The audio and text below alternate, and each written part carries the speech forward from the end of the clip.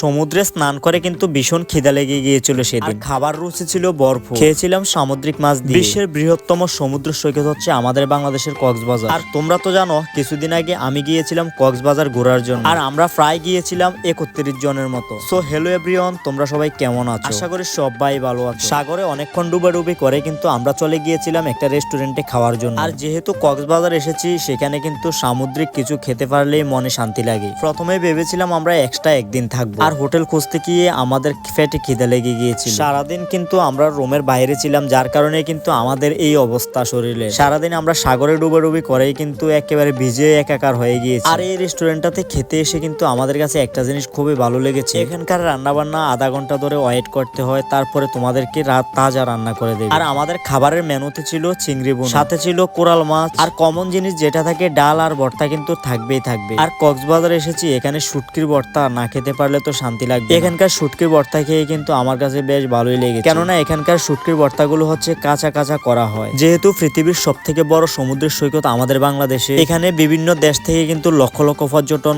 প্রতি বছর এসে থাকে। বিশেষ করে এখন হচ্ছে ডিসেম্বর এবং জানুয়ারি মাস, এই দুইটা মাস কিন্তু একেবারে অনেক পর্যটন থাকে। আর সমুদ্রের সৈকতে এসে কিন্তু সবকিছুই তাজা তাজা খাওয়া যায়। আর এখানে দেখো আমার বড় বদি আর মনীষা কিন্তু স্পিরিট বোর্ডে উঠেছে, সাগরের মাঝখানে চলে যাবে। স্পিরিট বোর্ডে ওঠা নাকি এক একজন 250 টাকা করে। যেহেতু আমাদের বাড়ির কাকি বদিরা সবাই একসাথে এসেছে, যে যেমন খুশি আনন্দ করতে থাকুক, এটা কোনো মানা নেই। আর এদিকে আমাদের অঞ্জনা কাকি তো খুবই আনন্দের সাথে সবাই ডুবাডুবি করছে একসাথে। দেখো সত্যি বলতে ওই দিনকে আমরা অনেক আনন্দ করেছিলাম। আর তখন বাজে ঘড়িতে ঠিক 11টা, আর 11টা থেকে আমরা প্রায় 4টা পর্যন্ত কিন্তু অনেক ডুবাডুবি করেছি। সমুদ্রের পার বলে কথা, আনন্দের কোনো শেষ হচ্ছে না। আর এখানে অত হাজার হাজার পর্যটন দেখে কিন্তু অনেক ভালোই লেগেছে আমাদের সবার কাছে। আর তোমরা যে যেখান থেকে আমার এই ভিডিওটি দেখছো অবশ্যই কিন্তু একটা জানিয়ে দেবে কেমন লেগেছে। সমুদ্রে গেলে কিন্তু অটোমেটিকলি মাইন্ড ফ্রেশ হয়ে যায়।